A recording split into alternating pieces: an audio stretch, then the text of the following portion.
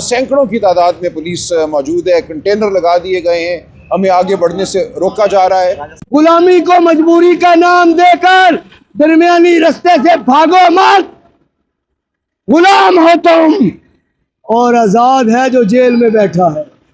इन्होंने यहाँ पाबंदी लगा दी है, ना कैंडिडेट को अंदर जाने दे रही है, ना इलेक्शन एजेंट को अंदर जाने दे रही है। ये वही अमल है जो 8 और 9 फरवरी की। जी सर, क्या कहना चाहेंगे आज के हवाले से आप? देखिए, ज़्यादती कर रहे हैं। कानून इजाज़त देता है कैंडिडेट को और उसके इलेक्शन एजेंट्स को कि वो मौजूद हों आरओ के दफ्तर में जब रिज़ल्ट कंपाइल होता है, यानी कि जो मुख्तलिफ पोलिंग स्टेशन से प्रिजाइडिंग अफसरान लेकर आ रहे हैं फॉर्म 45, वो हमारी मौजूदगी में खुलने चाहिए। हमारी मौजूदगी में नंबर जो है मुख्तलिफ कैंडिडेट्स के वो नोट होने चाहिए और फॉर्म 47 बनना चाहिए। इन्होंने यहाँ पाबंदी लगा दी है, ना कैंडिडेट को अंदर जाने दे रही है, ना इलेक्शन एजेंट को अंदर जाने दे रही है। ये वही अमल है जो 8 और 9 फरवरी की रात अपनाया गया था। नज़र आ रहा है कि यहाँ धांधली का इरादा है, इसीलिए आज इंटरनेट भी बंद किया गया कि पोलिंग स्टेशन से जो फॉर्म 45 है वो इंटरनेट के ज़रिए इलेक्शन कमीशन को ना जाए, दुनिया के सामने ना आए। यहाँ रात की तारीकी में आज फिर डाका डालना चाहती है। जी सर, जैसे कि पहले भी 8 फरवरी को इन्होंने डाका जनी, धांधली तो एक छोटी चीज़ है, डाका जनी की थी इलेक्शन में। आज भी वही सूरत हाल नज़र आ रही है। आप पुलिस भी काफ़ी ज़्यादा नज़र आ रही है और आप भी अपने तहफ़्फ़ुज़ के लिए, खान के तहफ़्फ़ुज़ के लिए यहाँ पे खड़े हैं। तो क्या आपको उम्मीद है कि आप इनकी आज की डाका जनी से बच निकलेंगे? देखिए, हम यहाँ खड़े हैं, हम एहतजाज करते रहेंगे, लेकिन जब सरकार इन रवैयों पर, इन हथकंडों पर उतर आए, यहाँ सैकड़ों की तादाद में पुलिस मौजूद है, कंटेनर लगा दिए गए हैं, हमें आगे बढ़ने से रोका जा रहा है। देखते हैं वहाँ क्या सूरत हाल है। मैं ज़रा आगे जा रहा हूँ, एसपी साहब से बात करूँ। ठीक है भाई, बात यह है कि सुमान अकरम राजा साहब चले गए, मैं तो उनके होते हुए बोलना चाहता था।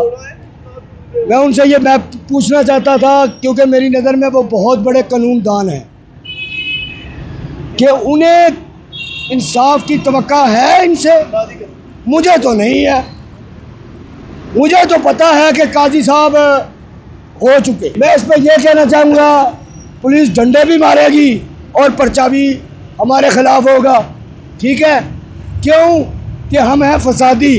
वजह हम अपना हक मांग रहे हैं, वजह हम चाहते हैं कि फॉर्म 47 अब हम तब्दील नहीं होने देंगे, वजह कि हम उनके खिलाफ है जो अमेरिका के ग़ुलाम हैं। वो ग़ुलामी छोड़ नहीं सकते, हम उनको छोड़ नहीं सकते। बेशक। आपसे सवाल है, सुमान अकरम राजा साहब आज तक अपना इंसाफ तो ले नहीं पाए, तो क्या इनको इंसाफ दे पाएंगे? भाई, बात यही तो मैं करना चाह रहा था कि काजी हो चुका, मैं बिक चुका का लफ्ज़ आप सुनना चाहते हैं, मैं वो नहीं लाता।